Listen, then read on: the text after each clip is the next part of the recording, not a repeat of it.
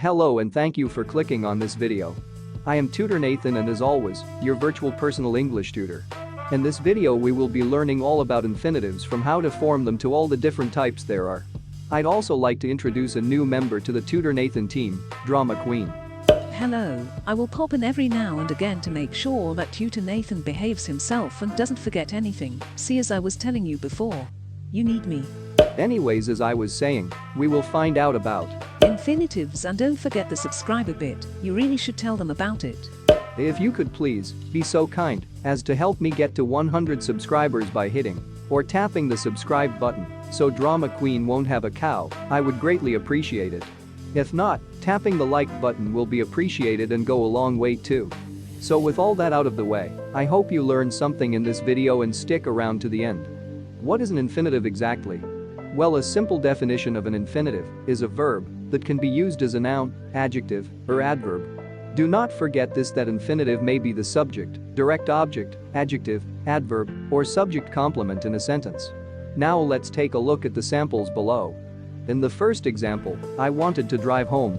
Here the infinitive is taking on the form of an adjective describing what they wanted to do. In the second example, she needed to clean her glasses. The infinitive again takes the place of an adjective describing what she needed to do. Now let's see how we form infinitives. We can form infinitives very easily just by using the word to plus the verb together. Let's look at the example sentences. We'll use the same examples as before. I wanted to drive home. In this sentence the infinitive is to drive. She needed to clean her glasses. In this sentence the infinitive is to clean. Ahem, you were going to forget about prepositional phrases, weren't you? No, I wasn't. Allow me to explain then. You should not confuse a prepositional phrase with an infinitive. We form a prepositional phrase by using to plus a pronoun, or noun, and any modifier if any. Yes, our queen is correct. Of course I am. Please take some time to look at the examples between prepositional phrases and infinitives. Now on to actors in infinitives. This is important to know. Actors could be best described as being the subject of the infinitive, however don't get confused about that, because an infinitive is not a full clause in the traditional sense. However, when there is a pronoun, the actor shows up in an objective case. There are certain verbs, when they take an infinitive direct object, must have an actor, however others can't have an actor.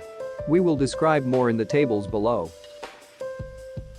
In the following tables you will find out which verbs and infinitive objects take an actor or don't, in some cases both. I'll name the verbs in the table for our wonderful viewers. Advise, allow, No, that point. really isn't necessary. I am sure they can read the verbs themselves. Okay, fine. You are still in the way, queen. We'll just give them a chance to pause the video to take notes, is that okay? Fine, I'll leave for now.